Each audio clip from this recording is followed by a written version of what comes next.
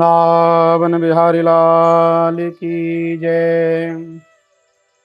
कल 3 मार्च 2026 मंगलवार को बड़ा ही विस्तृत चंद्र ग्रहण हो रहा है, जो ग्रस्तोदित खग्रास चंद्र ग्रहण के नाम से जाना जाता है, क्योंकि यह चंद्र ग्रहण चंद्रोदय के समय नहीं अपितु तो चंद्रोदय से पूर्व में ही हो रहा है। ज्योतिष गणना के आधार पर होली के पुण्य पावन महोत्सव पर ये जो चंद्र ग्रहण आ रहा है, ये ज्योतिष का कुछ अनुपात है, गणना है कि यह 100 या 102 वर्ष के बाद में होली के दिवस पर यह ग्रहण पड़ रहा है।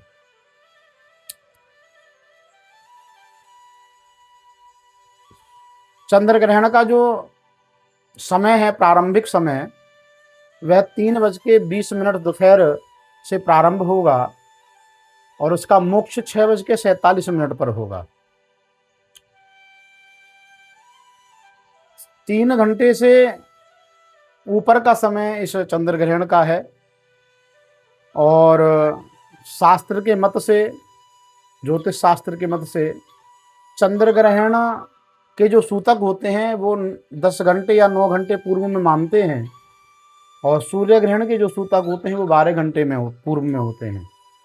इसलिए सूतक काल का अगर विवेचन करें तो वह भी कल प्रातः 3 मार्च को 6:20 से प्रारंभ हो जाएंगे। इत्यादि इन कारणों से कल का जो दिवस है वह होलिका दहन के लिए मान्य नहीं है। चंद्र ग्रहण में आइए कुछ बातों का विशेष ध्यान देते हैं कि यह ग्रहण किन राशियों पर इसका अच्छा प्रभाव है और किन राशियों पर इसका कुत्सित प्रभाव है, कुप्रभाव है। 4 राशियां हैं, मिथुन, तुला, वृश्चिक और मीन। इन 4 राशियों पर चंद्र ग्रहण का प्रभाव बहुत अच्छा है, बहुत सुंदर है, लाभप्रद है। वो व्यापार को लेकर के हो, धन को लेकर के हो, अर्थ को लेकर के हो, वह स्वास्थ्य को लेकर के हो। परंतु 8 राशियों पर चंद्र ग्रहण का प्रभाव ठीक नहीं है, जो मेष, वृष, कर्क, सिंह, कन्या, धनु, मकर और कुंभ, ये 8 राशियां हैं। इन 8 राशि वाले जीवों के लिए यह चंद्र ग्रहण ठीक नहीं है। इसलिए हो सके तो इन 8 राशि वालों को चंद्रमा का दर्शन कल के दिन विशेष रूप से नहीं करना चाहिए, क्योंकि वह हानिप्रद होगा।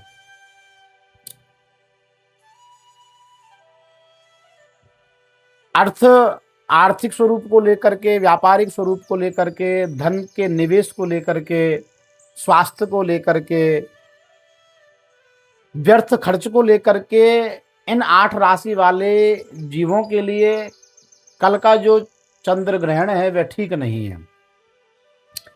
अच्छा, विशेष रूप से हम ये जानते हैं कि इस चंद्र ग्रहण के पुण्य पावन अवसर पर क्या करें और क्या ना करें, यह विशेष बात आती है। तो सबसे पहले क्या ना करें इसके बारे में विवेचन करते हैं। चंद्र ग्रहण ही नहीं अपितु सूतक काल जब से प्रारंभ हो जाते हैं, जैसे कि कल 6:20 से सूतक काल प्रारंभ है, तो उस समय भोजन नहीं बनाना चाहिए, भोजन नहीं खाना चाहिए, नए कार्य नहीं करने चाहिए, व्यापार में धन निवेश नहीं करना चाहिए, गर्भवती जो महिलाएं हैं उनको बाहर नहीं निकलना चाहिए, चाकू का, छुरी का, इन क्रियाओं का उपयोग नहीं करना चाहिए, तथा क्षौर कर्म जैसे कि बाल कटवाना, नाखून काटना, ये इत्यादि ये सारे कर्म चंद्र ग्रहण के समय पर निषिद्ध हैं, यह नहीं करने चाहिए। अगर कोई अस्वस्थ है, किसी की दवाइयाँ चल रही हैं, कोई डायबिटीज है या किसी को बीपी है या कुछ भी है, जिनको दवाई लेना अनिवार्य है, उसके लिए कुछ खाना भी अनिवार्य है, तो अस्वस्थ अवस्था में कुछ भी पाकर के दवाई लेकर के फिर इन नियमों का विशेष रूप से पालन करना चाहिए। अब आते हैं कि क्या कर्म करने चाहिए, कैसी कौन से ऐसे सनातन धर्म से संबंधित कर्म हैं जो ग्रहण काल के समय पर विशेष फल प्रदान करने वाले हैं। सबसे पहली बात तो यह अवश्य ही जान लेनी चाहिए कि जैसे हमारे घर में किसी बच्चे का जन्म होता है या हमारे घर से कोई बड़ा बूढ़ा जाता है, तो उस समय पर जैसे सूतक काल होता है और उन सूतकों का विशेष रूप से पालन किया जाता है, ऐसे ही चंद्र ग्रहण और सूर्य ग्रहण के जो सूतक होते हैं 9 घंटे के या 12 घंटे के, इनका भी विशेष पालन करना चाहिए।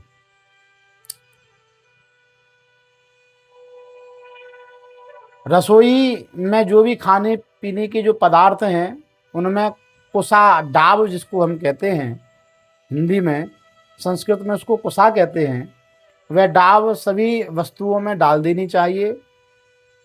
और आजकल फ्रीज का भी बहुत विशेष रूप से उपयोग होता है, तो फ्रीज में भी जो खाद्य पदार्थ रखे हैं, दूध है, दही है, जो भी कुछ है, उनमें भी कुसा डाल देने से सूतक का जो दोष होता है वह उन वस्तुओं में कुसा के माध्यम से नहीं होता है। और कर्तव्य कर्म क्या है इस समय पर? गायत्री मंत्र का जाप विशेष लाभदायक है।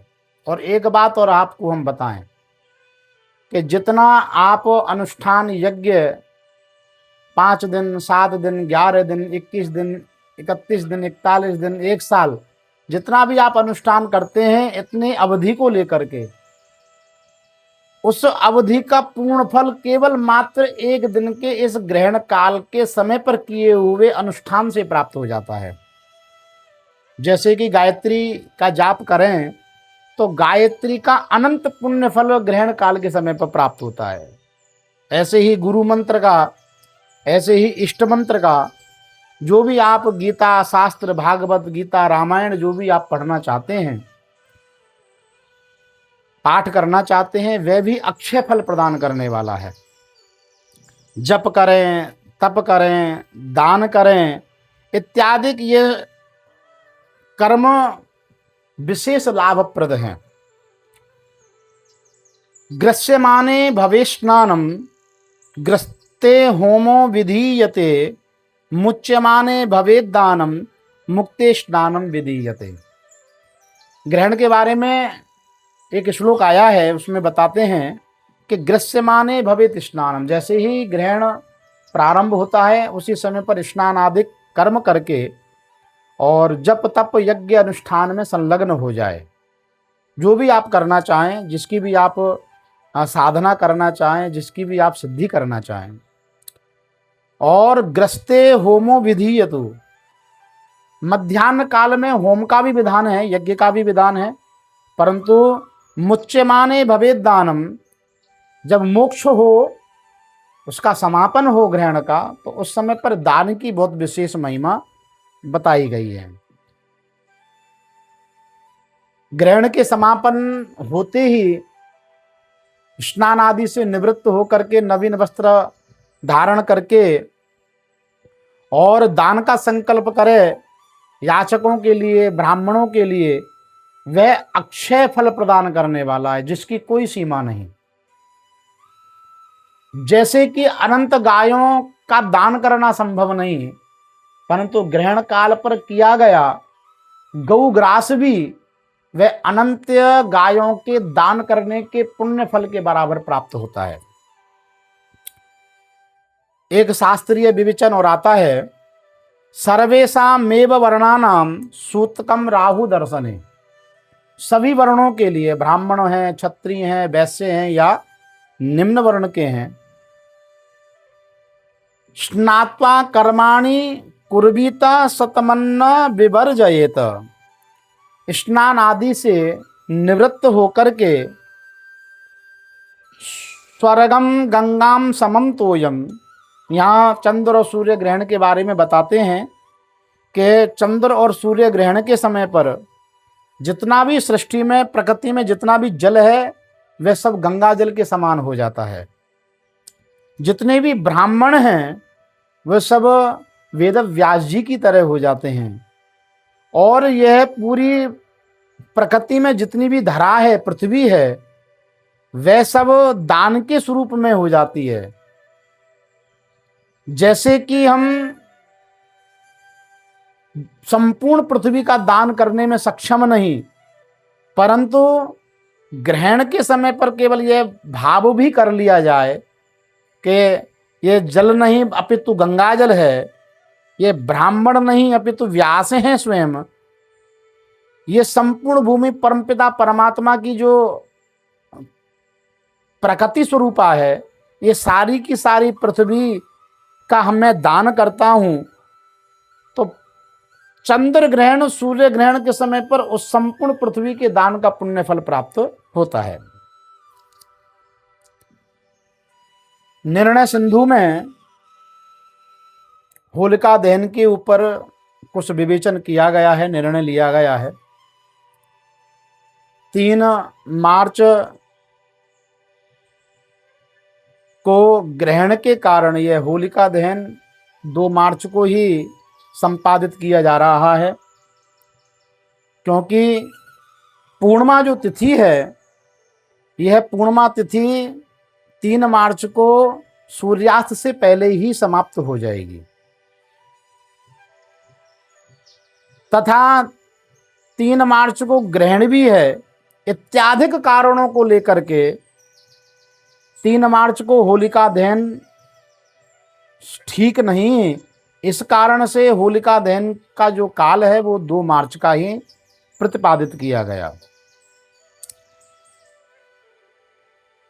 इस दिन होलिका दहन के दिन, आज के दिन भद्रा भी है, और यह भद्रा के बारे में मैं आपको बता भी रहा था। यह भद्रा निशीत काल जो होता है, मध्याह्न रात्रि उपरांत